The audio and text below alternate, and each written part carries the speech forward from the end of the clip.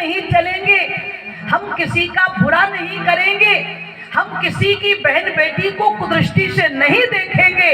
महाराज, सूर्य की किरण फूटने के पहले धरती से निशाचरी वृत्ति समाप्त होने में देरी नहीं करेगी।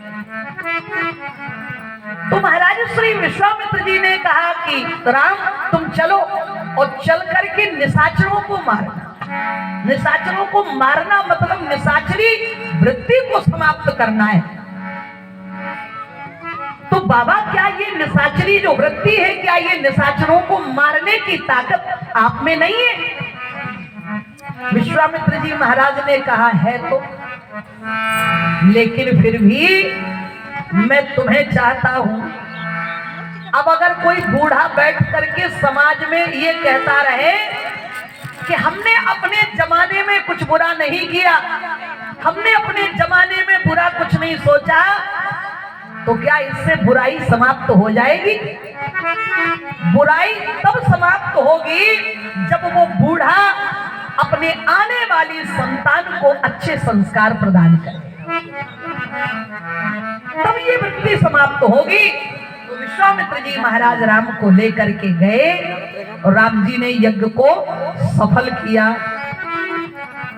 और आज विश्वामित्र जी महाराज श्री राम जी को लेकर के जनकपुर जा रहे हैं, क्योंकि हमारे यहाँ के अच्छे विद्वान उन्होंने बताया कि राम जी ने पूछा कि गुरुजी, अगर हम आपका यज्ञ सफल करेंगे, यदि हम आपका उजड़ा हुआ वन बसाएंगे, तो आप हमारे लिए क्या करेंगे?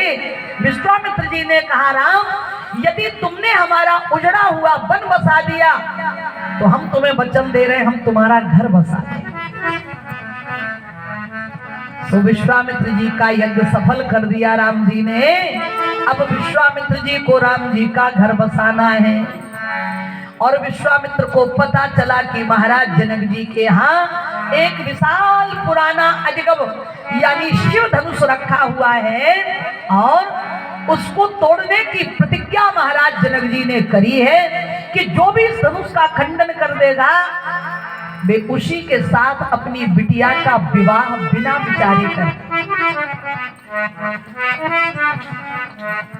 तो विश्वामित्र जी महाराज राम और लक्ष्मण को लेकर के जनकपुर जा रहे हैं। भाई, इनको किसने अधिकार दिया?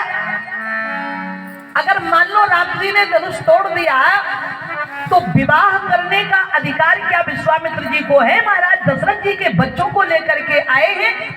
बोले हाँ, इन्हें अधिकार